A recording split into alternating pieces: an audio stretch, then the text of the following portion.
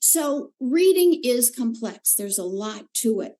And to simplify it too much means that we're going to have students who don't read well. And that's where we're going now. Dyslexia. Okay. What is dyslexia? And let's just start with an article that just came out again. This was just published a couple months ago in one of the journals, the brain journals. And he talks about, what Stein talks about is theories of dyslexia. This is a historical way we've looked at it, trying to simplify it, which is what humans do. We want to make it simple enough that we can do something about it. And for years, what we had was called the phonological theory of dyslexia, that students who have trouble reading have trouble decoding. They have trouble sounding words out, and they have trouble even hearing the sounds in words, phonological awareness, knowing that the word cat has 3 phonemes, cat, for example, and rhymes with bat.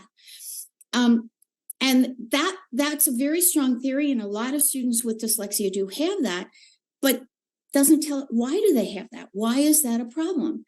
Because if the way that we try to intervene with a student with dyslexia is to give them more of what's hard for them, what we're doing is just making them repeat over and over again activities that are difficult and frustrating and aggravating, and often they get discouraged. Now, a second theory came out. It was part of what was called the double deficit hypothesis. Marianne Wolf showed that a lot of students who have reading problems also have problems naming quickly.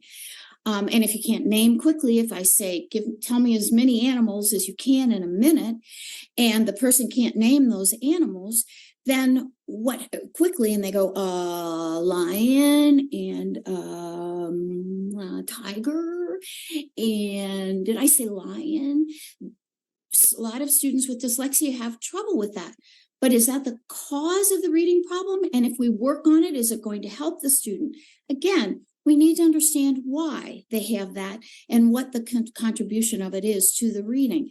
And then finally, there have been theories for years about reduced visual skills, especially visual attention span, that students who have reading problems tend to jump all over the page visually. They don't follow a line on a page from left to right smoothly, so that they'll jumble up a word. The word was may be read as saw, a B might be read as a D, and so on.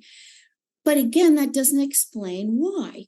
And so where we are now is to understand dyslexia, is to know the why, because then we can figure out what are the most effective and efficient interventions. And there are lots of studies now, as you can tell how much I'm rushing with this, that show it's not a single mechanism. It isn't one certain problem. There are visual problems in some students. Most students do have these auditory phonological problems, but there are other components, and we need to understand it in more depth. And why do they have them? That's the big thing.